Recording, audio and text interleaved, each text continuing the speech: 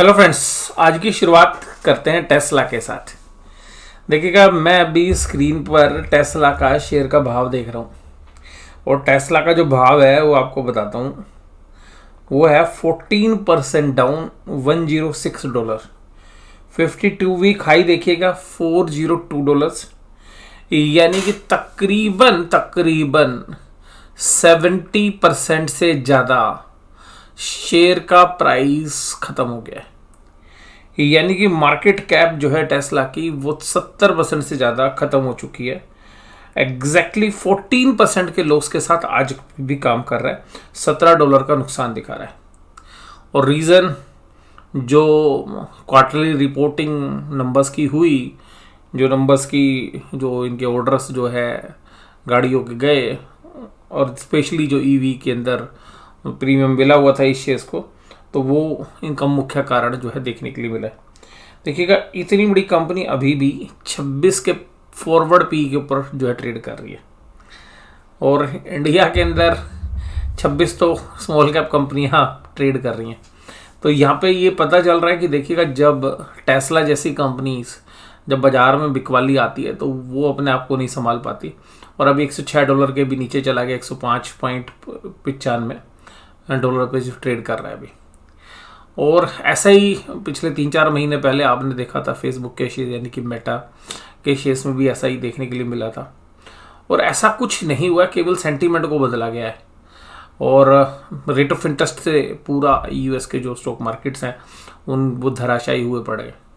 और हर रोज़ एक नया शिकार जो है यूएस के मार्केट के अंदर आता है, और उसके अंदर फिर इस तरीके का पैनिक जो है सेल क्रिएट होती है। आज जब हमारे बाजार बंद हुए तो तकरीबन 200 पॉइंट की तेज़ी के साथ डाउ जोन्स का फ्यूचर्स ट्रेड कर रहा था। अभी डाउ जोन्स का फ्यूचर्स तो भी और स्पोर्ट भी तकरीबन 190 पॉइंट की कमजोरी के साथ काम कर रहे हैं। तो यहाँ से भी आपको संकेत मिलेंगे। हालांकि मैं डाउ जोन्स के साथ ज़्यादातर कोरिलेट करता नहीं हूँ इंडियन मार्केट को, लेकिन देखिएगा, अब नए साल के अंदर शायद डीकपलिंग हम कंटिन्यू नहीं कर पाए। देखिएगा, जो हमारी इकोनॉमीज़ हैं वो वर्ल्ड की इकोनॉमीज़ के साथ कोरिलेट तो करती हैं। ज़्यादा कोरिलेट करे ना करे, थोड़ा कोरिलेट तो करती हैं। मान लीजिएगा हमारी कोरिलेशन 100% ना होकर 25% तो होंगी। यानी कि Karl Pearson coefficient of correlation, जो कॉमर्स के स्टूडेंट हैं, जो स्टैटिक स्टूडेंट हैं, उन्होंने पढ़ा होगा। तो जो Karl Pearson coefficient of correlation अगर 0.25 होता है, इसका मतलब 25% तो हम कोरिलेट करते ही हैं। तो हम शायद बिल्कुल डीकपलिंग ना करें।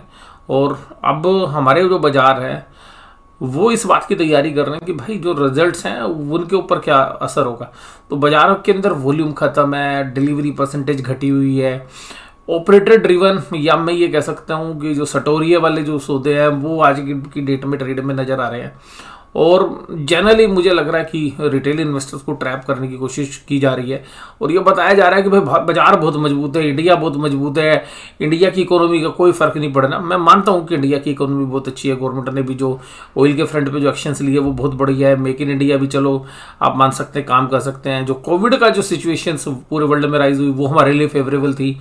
रशिया यूक्रेन का जो वॉर था, हम साइड लाइन में देखते रहे, वो भी हमारे लिए फेवरेबल था। लेकिन उन सब फेवरेबल चीज़ों के बाद भी हमारे जो रिजल्ट्स हैं वो अभी आपको वीकनेस के संकेत देंगे इस क्वार्टरली रिजल्ट्स के अंदर, और शायद बाजार उसी चीज़ का इंतजार कर रहा है। और बाजारों के अंदर देखिएगा, जो अच्छे रिजल्ट्स है तो वो तो प्राइस इन है, ऑलरेडी प्राइस इन है। अभी मैं बैंक ऑफ के भी क्वार्टरली रिजल्ट्स देख रहा था, जो प्रोविजनल डेटा है वो क्वार्टर में ग्रोथ बिल्कुल ना के बराबर है। ऐसी तो मतलब पास्ट में भी हमने देखी है, और तब भी बाजारों ने नेगेटिव रिएक्ट किया है। तो ईयर ऑन ईयर अच्छी ग्रोथ है। और मैं भी एक न्यूज़ जो है अभी पढ़ रहा था कि माइक्रो फाइनेंस बिजनेस के अंदर लोन ग्रोथ 20% बढ़ी है। ये आरबीआई का डेटा है, आरबीआई की एक सोसाइटी, उसका डेटा है आज। तो आप ये समझिए कि जो माइक्रो फाइनेंस का जो धंधा है उसके अंदर बड़ी चैलेंजेस है। आप गाड़ियों के अंदर देखिए, गाड़ियों की सेल देखेंगे आपको पता चल जाएगा। जहां पर लोअर इनकम ग्रुप, या आप ये कह सकते हैं कि मिडिल क्लास की जो बाइंग है वो बिल्कुल नदारत है। तो मिडिल क्लास या लोअर मिडिल क्लास मतलब फाइनेंशियली प्रॉब्लम में है, और मेजॉरिटी के साथ मैं बात कर रहा हूँ। और माइक्रो फाइनेंस का जो बिजनेस है वो जनरली लो इनकम ग्रुप्स के साथ ही जो है डील होता है। तो वहाँ पर भी जो है चैलेंजेस हैं। तो कुल मिलाकर अभी जो लोन बुक है जिसकी दुहाई दी जा रही है, तो भी आपको असेट्स क्वालिटी के कंसर्न्स आगे चल के मिल सकते हैं, क्योंकि जो सिचुएशंस बिजनेस की और कोविड के बाद हमने अपने आप को संभाल तो लिया है, लेकिन अभी भी हम प्री कोविड लेवल्स के आसपास नहीं है, स्पेशली एमएसएमई सेक्टर के अंदर, यानी कि जो स्मॉल और मीडियम एंटरप्राइजेज है वो नहीं है।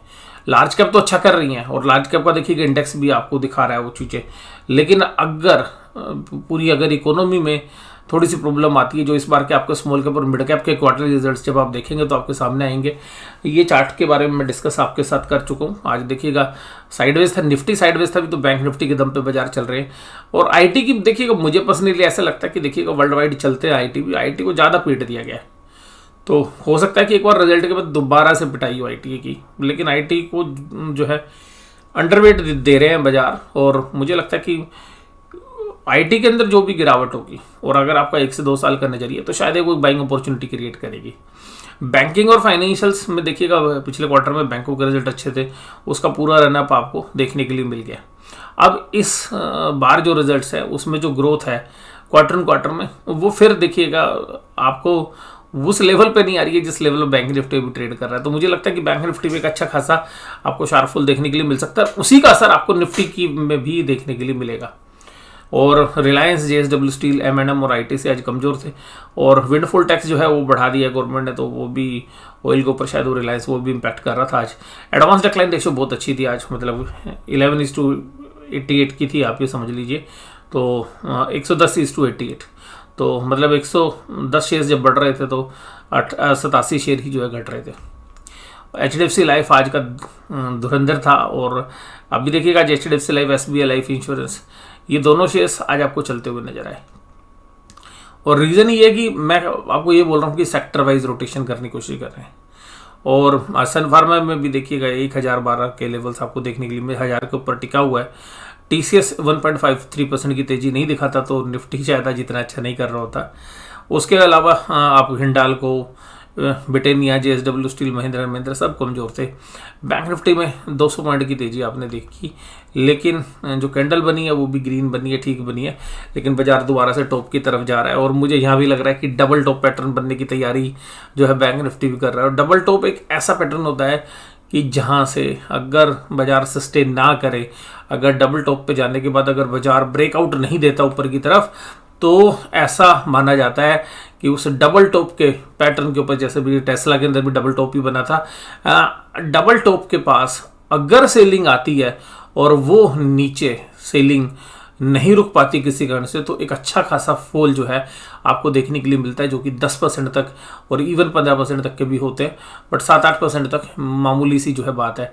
तो यहाँ पर आपको एक फॉल देखने के लिए मिल सकता है। और यहाँ पे अभी ये देखना है कि डबल टॉप फॉर्मेशन होता है या डब्ल्यू फॉर्मेशन होता है। और यहाँ पर भी संभावना देखिए कि निफ्टी बैंक में भी अभी, क्योंकि वॉल्यूम जिस तरीके से रिड्यूस हुआ है, क्योंकि जो बाइंग आ रही है ना उसमें स्ट्रेंथ नजर नहीं आ रही है। बाइंग तो है, आपको लगेगी कैंडल्स में। आप अगर कैंडल स्टिक चार्ट को हटा के देखें एक बार, और जो प्राइस एक्शन है वो आपको बता देगा कि क्या है। तो प्राइस एक्शन वीक है, तो अगर मान लीजिए डब्ल्यू पैटर्न भी बनना है, तो भी बाजार एक बार 42,000 के नीचे आपको आता हुआ नजर आएगा, 41,800 के। और इस बार अगर 41,800 के नीचे 2 बार बाजार नीचे आ गया, तो बाजार 40,000, 40,500 तक के भी दायरे छू सकता है। हालांकि मुझे लगता है कि 41,000 और 41,500 एक बहुत अच्छी स्पोर्ट है, जहां पर कि बाजार शायद काम भी अच्छा करेगा। और 41,000 और 41,500 के दायरे में बाजार पिछली बार गया नहीं, तो वहां पे 2-4 दिन समय बिताएगा। फिर उसके बाद जिस तरीके का पैटर्न होगा वो हम आपके साथ बात करेंगे। लेकिन बाजार अभी जो है एक भ्रमित करने वाली तेजी जो है दिखा रहा है, और जो ट्रेडर या इन्वेस्टर्स हैं उनको ये दिखाने की कोशिश कर रहा है कि भाई मैं सच में तेज हूँ। बट हमें ऐसा लग रहा है कि वो जो तेजी है वो एक भ्रमित करने वाली और एक मिसलीडिंग तेजी की तैयारी कर रहा है, और बाजार शायद डबल टॉप की तैयारी कर रहा है। मैंने भी आपके साथ जो बात की, जिस तरीके से फेसबुक में, टेस्ला में, या जो बाकी जगह जो मतलब दिग्गज शेयर्स हैं, वर्ल्ड के जो दिग्गज शेयर्स हैं, जो ना केवल यूएस में काम करते हैं बल्कि उनका असर पूरे वर्ल्ड में है, अगर उन शेयर्स को आप धराशायी होते हुए देख रहे हैं, तो ऐसा नहीं है कि हम बिल्कुल डीकपल करेंगे। तो इसलिए मुझे लगता है कि जो अर्निंग्स में, जो डोमेस्टिक स्टोरी पे है, जो प्योरली इंडियन स्टोरी के ऊपर बेस्ड जो शेयर्स हैं, वो आपको इम्पैक्ट ना करते हुए नजर आए। लेकिन जिनका भी ग्लोबल असर है वो शेयर्स आपको असर करते हुए नजर आएंगे। इवन ऑटोमोबाइल्स है, तो अगर सप्लाई चेन की डिस्टर्बेंस होती है, मटेरियल के प्राइसेस हैं, इंडिया से बाहर जो एक्सपोर्ट होती है ऑटोमोबाइल्स में, वो सब इम्पैक्ट करेंगे। और सीधी सी बात यह है कि इंडिया के अंदर भी 5% पॉपुलेशन कम से कम ऐसी है जो फॉरेन की इनकम पर बेस्ड है, यानी कि जो रिमिटेंसेज आते हैं फॉरेन से वो काफ़ी इंपॉर्टेंट रोल प्ले करते हैं। उसके बाद आज axis bank, HDFC, Kotak, IndusInd और PNB ये सब तेजी में थे। आज आप एक्सिस बैंक खोल के देखिए, आप एक्सिस बैंक की डिलीवरी खोल के देखिए, 2% की तेजी, वॉल्यूम गायब। भाई साहब तेजी वाला वॉल्यूम थोड़ी ना आज एक्सिस बैंक 2% चल रहा था, वॉल्यूम तो था ही नहीं। चलो वॉल्यूम नहीं था कोई बात नहीं, डिलीवरी परसेंटेज खोल के देखो, पता चल जाएगा आपको। तो ये तो बिल्कुल मिसलीड कर रहा है। ऐसा लग रहा है कि जैसे एक्सिस बैंक को ऊपर लाया गया है, बड़े प्लेयर्स अपने शॉर्ट बिल्डअप करेंगे, बाइंग तो थी नहीं नीचे से, और जब गिराने की बारी आएगी तो एकदम माल जो है बेचते हुए नजर आएंगे। Axis bank, IndusInd bank, Punjab national bank, HDFC bank जो है ये सब तेजी में थे, सब आपको तेजी में नजर आएंगे। वॉल्यूम 6 मिलियन का होता था, 4 मिलियन पे आ गया। एक्सिस का 9 मिलियन होता था, इतनी तेजी होने के बाद भी 6.93 मिलियन। SBI का 10 मिलियन का वॉल्यूम होता था, 6.82। और कोटक महिंद्रा बैंक में 3 मिलियन का होता था, ये तो खैर काफ़ी दिनों से ही कम हो रहा है। और FII फिर सेल करते हुए नजर आए 628। DIIs बाय करते हुए नजर आए। अब DIIs ने भी बहुत माल बाय कर लिया है। इसके बाद FIIs का जो इंडेक्स फ्यूचर्स है उन्होंने 666 करोड़ की सेलिंग की। अब यहाँ देखिएगा, ये जो इंडेक्स ऑप्शंस की जो बाइंग फिगर है ये थोड़ा सा ना कंफ्यूज करती है। इसमें जब ऑप्शंस में कॉल साइड बाइंग होती है तो FIIs एक बड़ा मूव खेल जाते हैं, और इसमें पुट बाइंग होती है तो नीचे का एक बहुत बड़ा मूव खेल जाते हैं। तो यहाँ पर जब भी FIIs की इंडेक्स की ऑप्शंस की जो बाइंग की फिगर्स है जब वो बड़ी आती है तो बाजार में बड़े मूव के संकेत मिलते हैं। तो देखते हैं ये संकेत कौन से वाले हैं। तो ये आपको पिक्चर क्लियर हो जाएगी परसों तक, एक्सपायरी तक। कल का फिगर भी शायद ये बाय करते हुए नजर आए, परसों उसकी पिक्चर आपके सामने है।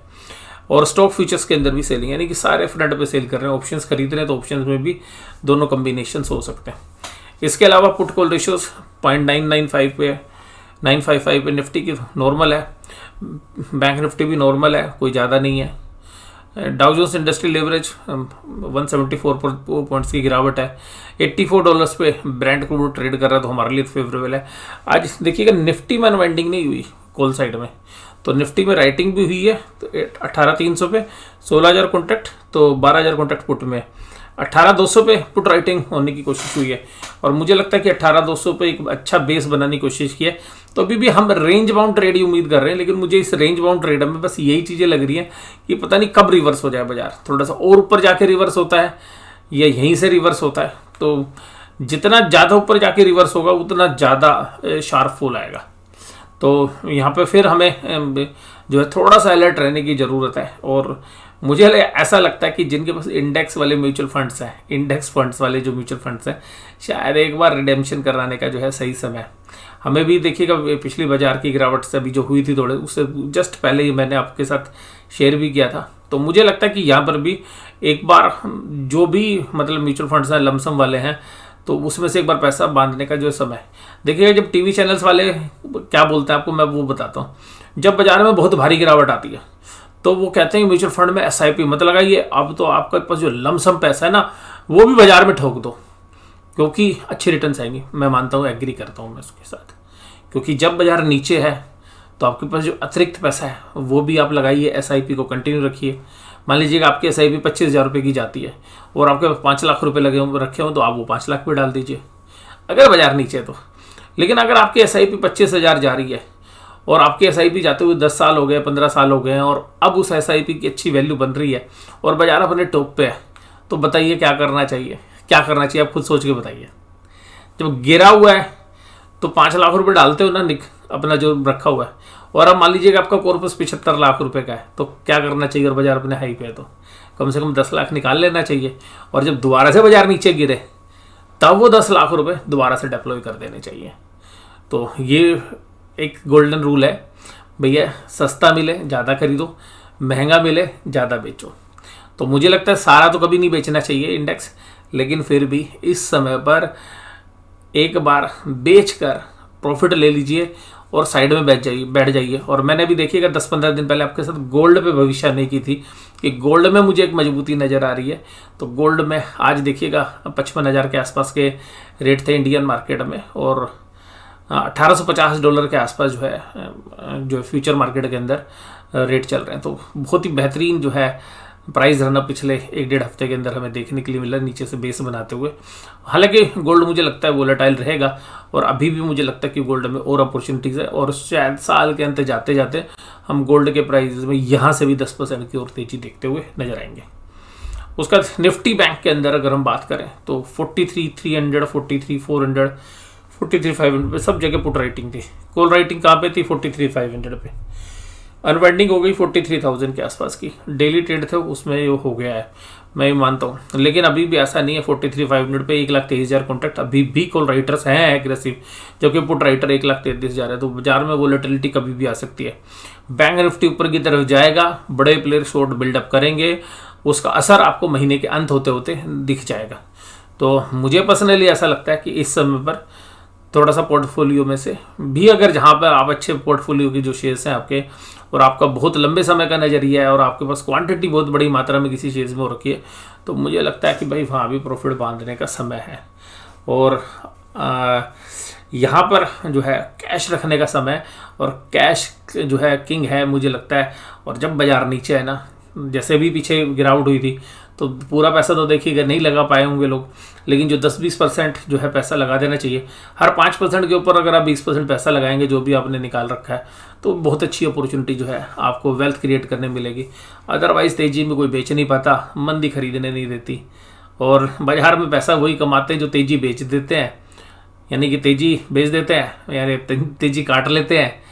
और फसल तो काटनी जरूरी है ना। अगर किसान पूरी फसल खड़ी करके भी ये कहे नहीं जी मुझे तो काटनी नहीं है, मेरे तो गेहूं पक गए हैं, अरे कोई बात नहीं अपने आप दाने निकल जाएंगे, भैया अपने अपने निकालने पड़ते हैं। तो जब फसल आपको बहुत अच्छा प्रॉफिट दे रही है तो भैया फसल काट लेनी चाहिए, और फिर जब बाजार नीचे आए ना तो दूसरी फसल की तैयारी कर लेनी चाहिए, नए बीज डाल देनी चाहिए खेत में।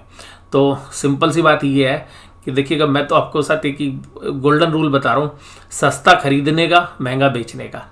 ये सीधा प्रिंसिपल है बाजार का, इसमें कोई थ्योरी नहीं है। लेकिन बाजार आपको इतने सारे चार्ट, झमेले, टेक्निकल सेटअप, सपोर्ट, रेजिस्टेंस, आपको इतना सब कुछ सुना दिया जाएगा, आप कभी डिसीजन ही नहीं ले पाओगे। तो देखिएगा, पैसा आपका है, फैसला आपने लेना है। बट मैंने गोल्डन रूल एक ही सीखा है इस बाजार के अंदर, अगर आप ट्रेडिंग भी करते हैं इवन, जब वैल्यूशन वाइज सस्ती, देखो क्योंकि सस्ते का तो कोई पैमाना है नहीं, कोई शेयर 100 का है, कोई 1000 का है, 1000 वाला भी सस्ता हो सकता है। तो वैल्यूशंस पे जब वैल्यूशन सस्ती हो जाए भैया पैसा डाल दो, इंडेक्स मत देखो। और जब बाजार में वैल्यूशन स्ट्रेच हो जाए वहाँ से पैसा निकाल लो। जब सारी दुनिया किसी शेयर्स के पीछे भागने लगे तो भैया निकल जाओ। शेयर बाजार में से 80% लोग लॉस करते हैं, 20% लोग पैसा कमाते हैं। यानी कि माइनॉरिटी पैसा कमाती है, मेजॉरिटी पैसा गवाती है। मेजॉरिटी वही चीज़ करती है जो सारी दुनिया कर रही है। तो सारी दुनिया जो कर रही है, सारे दिन जो टीवी में चल रहा है, वो तो भैया देखो मेजॉरिटी है, 80% लोग हैं। तो पैसा निकाल कर रख ही नहीं पाएंगे वो, क्योंकि टीवी वाले कभी रख नहीं देंगे भैया, वो कहेंगे खरीदो खरीदो खरीदो। और जब सस्ते का टाइम आएगा तब भी कहेंगे जी खरीद लो, भाई तब पैसा ही नहीं होगा, खरीदोगे कहाँ से। तो अल्टीमेटली अच्छा समय आने वाला है, जब बाजार नीचे हो उस समय के लिए पैसा रखो, और जो प्रॉफिट है एक बार बांध लो। सरकार को भी थोड़ा टैक्स दोगे तो सरकार की भी थोड़ी हेल्प हो जाएगी। और वैसे भी सरकार आजकल टैक्स वसूल करने में आगे चल रही है, जीएसटी भी बढ़ा दिया सब कुछ।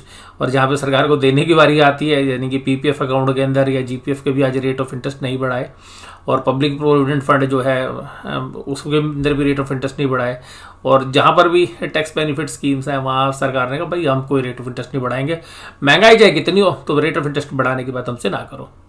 तो कुल मिला के सरकार अपनी बैलेंस शीट खराब नहीं करेगी, आपकी बैलेंस शीट खराब हो तो हो। और मुझे पर्सनली ऐसा लगता है कि जितने भी इकोनॉमिक डाटा आ रहे हैं, middle class, lower middle class की बैलेंस शीट बेहद ही पिछले 6 से 8 महीनों में ख़राब हुई है।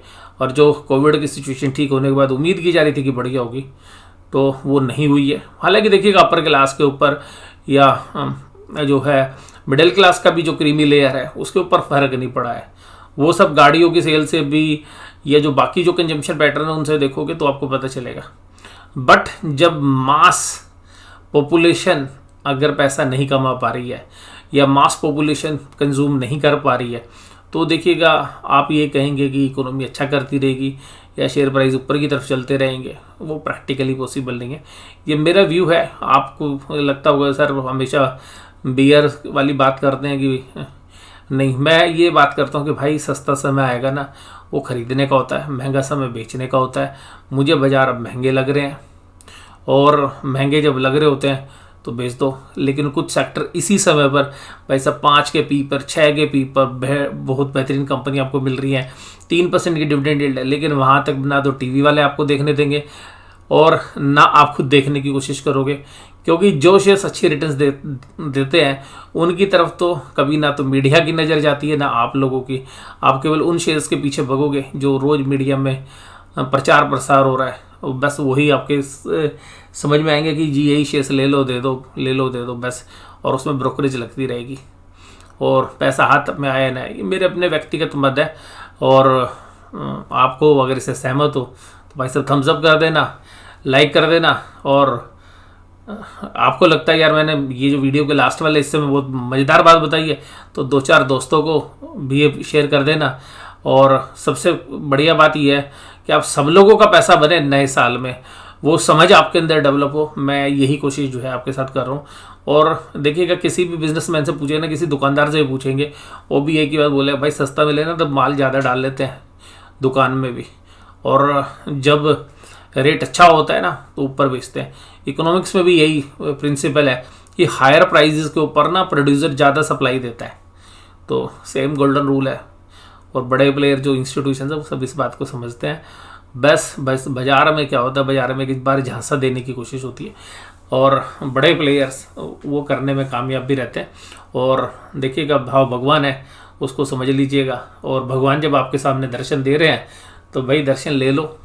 और जिसने प्रॉफिट नहीं काटा ना सही समय पे, वो बाद में उन शेयर्स को लेके भाई अब कहता है यार ये तो मेरा 1000 रुपये का शेयर था, आज तो मैं 400 रुपये में हूँ।